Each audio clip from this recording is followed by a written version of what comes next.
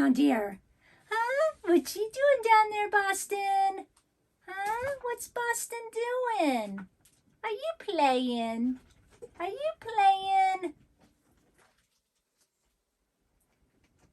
Hey there, welcome to my channel. My name is Linda. I have some fun Christmas crafts for you today. So what are we waiting for? Let's get started. Today we are working on Christmas home decor, so let's get started with project number 1. For this project, it looks like an apple. We're going to be making an apple. Just kidding. We're going to be making like a pillow ornament. I didn't make a pattern or anything for you because really, it's like a round apple circle with a stem. There you go. Easy. You can make it however you want, as wonky as you want. It is about 16.5 inches wide and then about 16 inches tall. So again, you can make it whatever size you want. And I drew it, a little bit wonky, just kind of making it fun. I'm going to cut this out off camera, of course, 2 pieces. Here I've got it. I've just used a machine quilt. I bought it off Amazon, like a queen size for like $30. It's nice and thin. I love it. If you're a gluer, you're going to go between the 2 fabrics, going all the way around right near the edge, and then you'll leave an opening where you can stuff it, of course.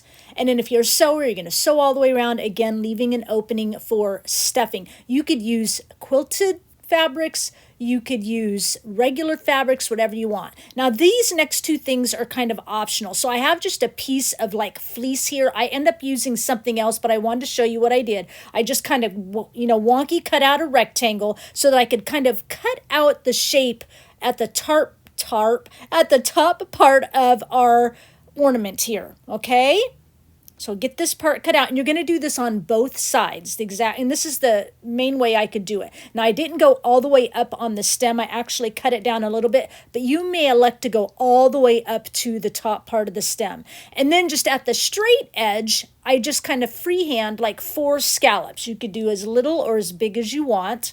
And then I'll kind of round it up around the sides, round it up a little bit more. When I do it on my next fabric, the shape even turns out a little bit different because I just freehand it all. But in essence, this is kind of what it looks like. And I know it looks a little bit funny, but I wanted just kind of like this decorative scalloped piece at the top of the ornament. You could leave this off. That's why I say it's optional. Again, you're going to want to do, 1 piece for both sides. This is what I end up using. This is upholstery fabric I got at Hobby Lobby. It was on clearance for like $4.99 a yard. It's really thick, quilted looking. I thought it would go great with what I'm looking for. Here's my front I cut.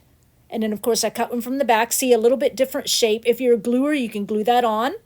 Right? If you're a sewer, you can sew around it. Here's where it looks like sewn around it. Sorry for the lighting. It'll get better in a minute. I'm like, window is right there, of course, but it allows you to see my sewing on such dark fabric. Again, you might elect to go all the way up or not put it on at all. If you're ready to sew or glue, now you can do that, but I have one more option for you. This is, of course, already quilted. I love it, but you all know I like to add a little more quilting. So I am going to add some batting with it. So if you're using just a regular fabric, this might be an option for you. So here's just some batting. You can buy it in a bag at Walmart. I'm just going to kind of piece it together here because you can see it's not wide enough. It was a big strip I cut off or something else, but it's going to be on the inside, so you're not, not going to see it or anything like that. But this is just a great way to kind of give it a little more quilting look. Plus, it takes up some space. You don't have to use as much stuffing on the inside. And I'm just going to use my Fabri-Tac glue to kind of glue the 2 pieces together.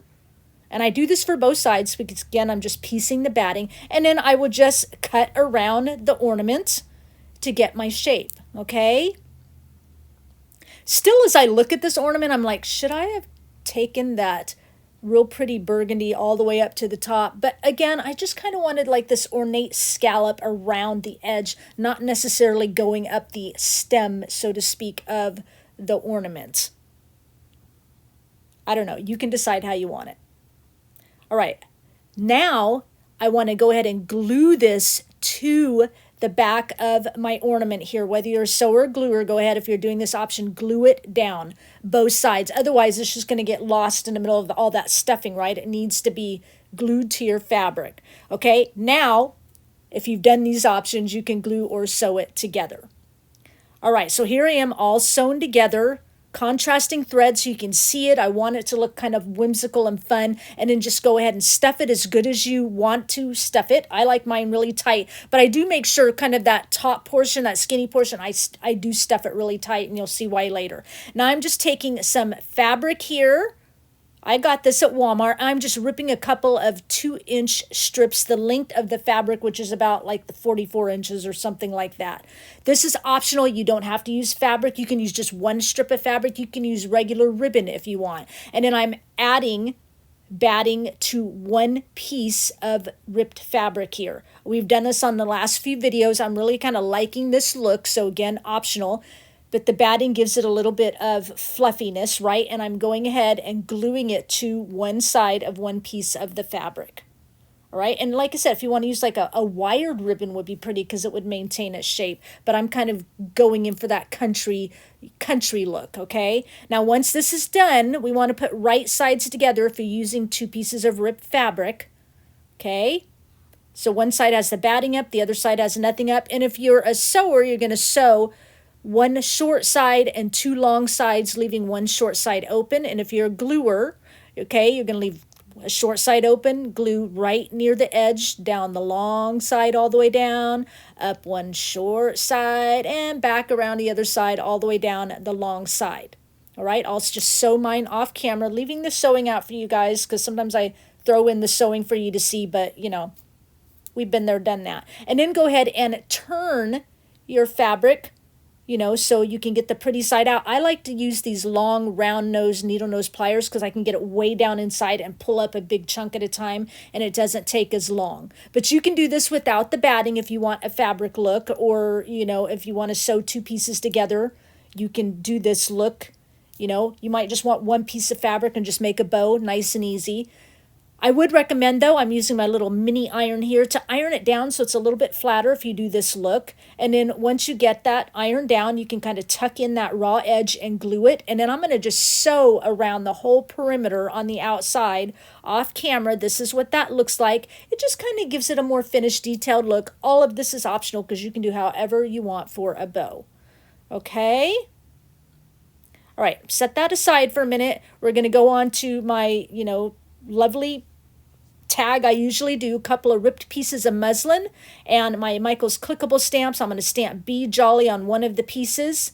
And then if you're a gluer, you can layer the center with some batting there and kind of make a really quilted looking tag, gluing both pieces together for the batting. Or if you're a sewer, you can sew around it just like this. Okay, and then I'm just taking some Distress Oxide ink of Vintage Photo, and I'm just inking around the words so it kind of highlights them, inking the back a little bit to kind of finish it off. All of this optional. You don't have to do any inking whatsoever. And then whatever bow you're using, you know, I'm ready to tie mine. Yours might already be tied. Of course not, because you're just now watching the video, right? Make your bow, tie your bow out of whatever material you're using. And mine, since it's really thick and kind of batted, I kind of, you know, glued underneath that little backing there so my bow would hold together. And then I'm going to glue it to the top of that little scallop area. I start by kind of gluing this bow down first, but in a minute I'll take it back up for a minute. All right, so I have a bell. I tied it onto some twine so that my bell would kind of land in the middle of the bow there. And I'm going to glue it down to the corner of the Be Jolly tag. But then I decided that might not stay very well. But I do glue it down, so it's kind of got that initial tackiness. And then I decided to take some really thin twine and a needle. I'm going to pull my tag back off because I can re-glue it. And I'm just going to sew that by hand right through the center of that bell and tag so it stays on the Be Jolly tag. And I use twine because the, you know, kind of red and white twine I'm using, you won't really see it, red and white, red and natural twine bow I'm using. I don't know what to say there. You won't see this. All right, now I've tied in a couple knots on the back so I know that's going to stay. And then I'll re-glue this back down. All right, so for the top, yes, I'm using some wire, some 18 gauge galvanized wire I get from Walmart. This is why I didn't bring that red up to the top because I want it to look like an ornament. So I'm just wrapping the wire around it. I don't glue it on or anything because I wrap it and kind of squish it nice and tight so it stays in place. And in the top part, I just kind of whimsically, as Bella tries to grab, curl it so it looks like a little hanger of the ornament. Just a little fun addition. You don't have to do any of this at all, but I just thought it would make it look cute. And then I'm going to use a little bit of my glitter dust over the entire ornament, and that makes this project complete. Let's move right on into project number 2. For this project, again, no pattern because really it's a circle. 19 inches in diameter. I've already got it cut out. The fabric I used on this one was a blanket I purchased at a store. You know, it was like $5-6 blanket. I liked it because of the ribbed look. I thought it gave it great texture. I almost did it in fleece, so that's a great option. Now this one, whatever fabric you're using, you're going to put right sides together. And if you're a gluer, you're going to glue all the way between the two fabrics along the perimeter, leaving an edge open for stuffing. And of course, if you're a sewer, you're going to do the same thing. Sew around the edge, leaving an opening for stuffing. This one, of course, we're not leaving our outer edges like we did the ornament. We're going to sew it or glue it together, leaving that opening so that we can turn it right side out and stuff it. So mine is sewn. I did that off camera for you. Of course, you don't have to watch that boring part. Turning it right side out, and then off camera, I'm going to stuff it. You can stuff it as full as you want and then glue or sew your opening closed. Here I am all ready to go. I just hand sewed it closed off camera. Now I'm going to use some twine here. This is Martha Stewart decorative twine. I've got just a plain red and then like a red and white. You can get, I think Walmart, I've seen like red rope in Christmas sections. Even Hobby Lobby, I've seen like a red rope. And we're going to do like a peppermint. Some peppermints have the center open and just kind of, you know, the outer edge has the decorative. Some have the wavy look to it. Some go all the way through. We're going to go all the way through with our string. No wavy look. We're just going to make it simple. You could use a red and white striped ribbon.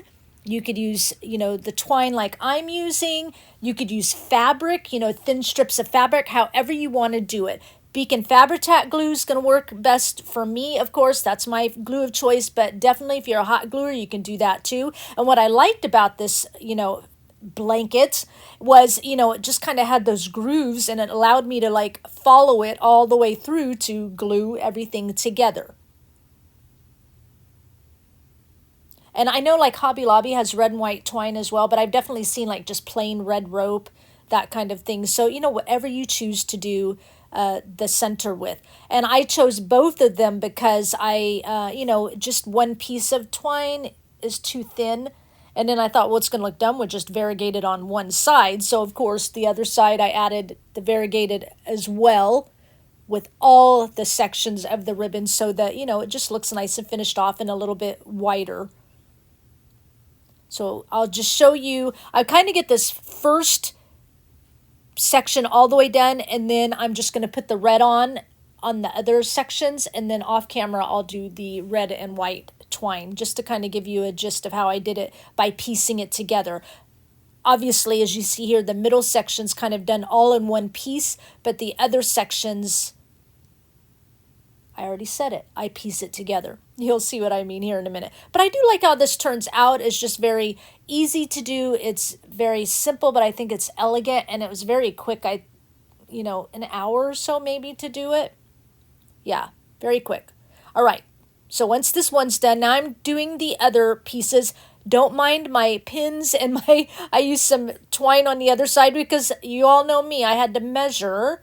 I wanted my sections between the peppermint stripes to be even, so, you know, and then as I was going around the pillow, I wanted to make sure I, you know, stayed along that line of measurement, so that's why I have pins and stuff on there. But you can see I just cut it. I didn't go over the center of the initial twines that we put there because otherwise it would get too big and bulky, you know, with this twine. So I just kind of cut it so that it would, you know, glue before and after that center piece there. And I think if I remember right, the edges, along the edge, the seam of the pillow, it was about 9 inches in between the peppermint stripes. Does that make sense? All right, getting this next piece on here. Yeah, it's about a 9 inch along the seam of the pillow on the side in between the stripes. if that helps you, but you can do how you want because you might make a smaller pillow. These would be really cute as little bowl fillers. If you wanted to make some of these, that would be really cute. Tiny ornaments would be super cute, an idea for this. But you all know me, I love making my Christmas pillows. So, all right, once I get this on, you can see how I did it. Then, of course, I'll bring in the red and white stripes showing you that I'm going to do the rest, both sides off camera around each of these pieces. Okay, so here it is in the upper left along with Bella. I didn't show doing the tag because it was exact same way as I did with our ornament pillow. I'm using my Michaels clickable stamps again to stamp Peppermint Wishes. So again, it was 2 pieces of muslin and a piece of batting in between sewed around it. And again, coming in with my Distress Oxide ink and Vintage Photo to do a little bit of inking.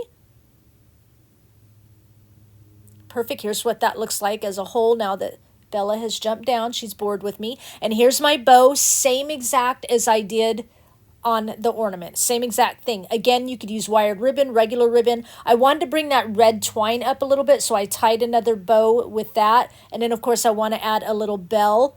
My big bow is already glued down there. And so then I glue my twine bow over the top, and I have a red bell from Dollar Tree, and I'm like, I can't get away to get that attached really well. So as you see there, I kind of pulled it back off, and I'm just wrapping that bell with twine around the bow. Did that make any sense? You know what I mean. And then I'll re-glue it back down so that way that bell is in place. But it's a little bit loose because now when I come in to glue the tag into place over the bow and under the bell, I've got that bell loose enough I can just, get it moved into place and glue that down. Perfect. And then on the bottom side, I just cut a piece of fleece, that same fleece I was using as a pattern in the first, thingy, sewed around it so it looks finished off, and glue that down over the center. And then on the twine on the top, you'll see it in the final looks, I just did a little knot at the bottom. Oh, there it is. If you kind of look down now, there's a little knot at the bottom of each. And I actually glue those into place onto our fabric bow. And then I'm coming in with our glimmer, our little glitter dust here, and shimmering that. And that makes this project complete.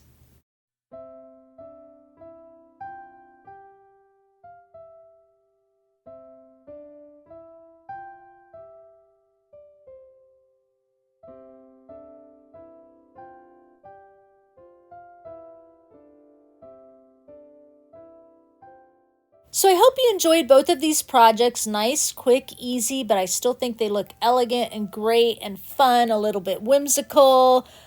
Just a great, easy idea, a little bit of last minute home decor, although we still do have a couple of weeks left. Let me know down below in the comments which one you would like to make. Please give this video a thumbs up. It really does help my channel to grow. And if you walked in here for the first time, you're just checking things out, you're digging what you saw, before you click off, make sure you hit that subscribe button and notification bell so you don't miss out on another video from me. And of course, before I go, I'm going to leave you with one final thought. The name Emmanuel means God with us. This name embodies God's promises to all who will trust in Him. God will always make a way to be with His people. No matter what is happening in our lives, know that God was with us in the beginning and He will be with us to the very end of the age.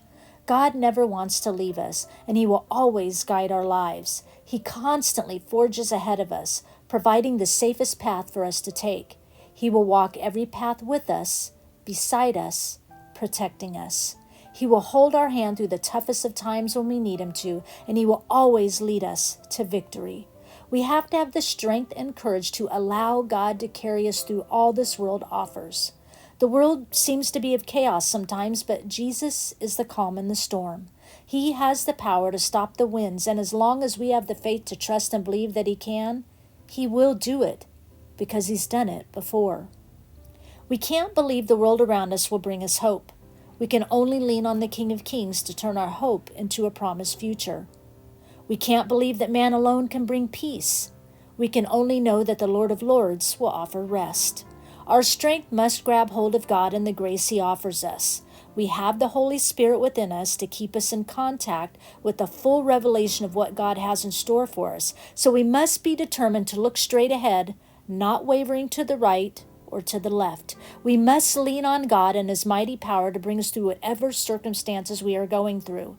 We need to try and stay calm and allow God to give us peace in the midst of any fear. Don't panic. Just continue moving forward, keeping our eyes on the great and mighty God of the heavens and earth. Our future is not in the hands of man, but in the hands of Emmanuel, God with us. It has always been this way from His promises to Israel in the Old Testament, through the sacrifice and mercy of Jesus' death on the cross in the New Testament, and it will continue to be this way leading up to God's final act.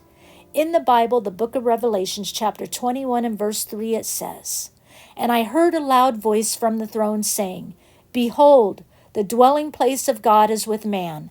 He will dwell with them, and they will be His people, and God Himself will be with them as their God." His very word records it for all eternity to hear and believe. Emmanuel, God with us, forever and ever. Amen.